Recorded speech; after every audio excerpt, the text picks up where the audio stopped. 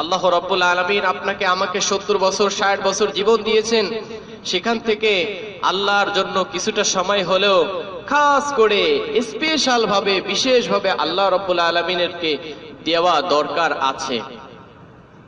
কিভাবে?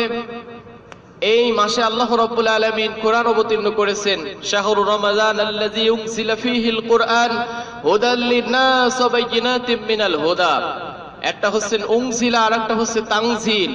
আল্লাহ রাব্বুল আলামিন সর্বপ্রথম বাইতুল ইজ্জত, এই যে আমরা প্রথম আসমানে দেখতে পাচ্ছি, এই আসমানের উপরে যেই ঘরটা রয়েছে এই ঘরটাকে বাইতুল ইজ্জত বলা হয়। আর সপ্তম আসমানে যেই ঘর আছে এই ঘরটাকে বাইতুল মামুর বলা হয়। আল্লাহ রাব্বুল আলামিন সমগ্র কোরআনকে 30 পারা এই কোরআন শরীফকে সর্বপ্রথম আল্লাহ রাব্বুল আলামিন আরশে আযীম থেকে সর্বপ্রথম এই বাইতুল ইজ্জতে পরিপূর্ণ কোরআন নাজিল করেন।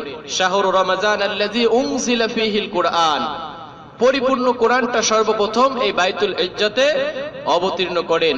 এরপরে একটু একটু একটু একটু করে যখন যতটুকু প্রয়োজন, 1 আয়াত 2 আয়াত, একটা সূরা, 10টা আয়াত, 5টা আয়াত, এইভাবে আল্লাহ রাব্বুল আলামিন এরপর একটু একটু করে পুরা 23 বছরে 24,000 বার জিবরিল আলাইহিস সালাতু ওয়াস সালাম পৃথিবীর বুকে এসে আল্লাহ রাসূলের দরবারে এই কোরআনকে অবতীর্ণ করেছেন। এই পরিস্থিতি দেখে কাফের, মুশরিকরা, বদদিনরা, এন্টি ইসলামরা যখন তারা প্রতিনিয়ত আল্লাহ রাসূলকে কথা শোনাইতো, মুহাম্মাদের যখন যা মনে চায় তখন সে কবিতার মতো আবৃত্তি করে শোনায় দেয়, আল্লাহর নাম নিয়ে এইটা শোনায় দেয়, সে তার নিজের রচিত কথাবার্তা বলে দেয়। এই পরিস্থিতি যখন হয়, সম্মানিত উপস্থিতি, আল্লাহ রাসূল সাল্লাল্লাহু আলাইহি ওয়াসাল্লামের উপরে যদি একবারে সমগ্র কোরআন অবতীর্ণ করে দিত, আল্লাহ অন্য আয়াতের ভিতরে বলেছেন, লা রাআইতাহু খাশিআম মুতাসাদ্দিআম মিন খাশিয়াতিল্লাহ, লাউ আনজালনা হাযাল কুরআন আলা জাবালিন লা রাআইতাহু খাশিআম মুতাসাদ্দিআম মিন খাশিয়াতিল্লাহ।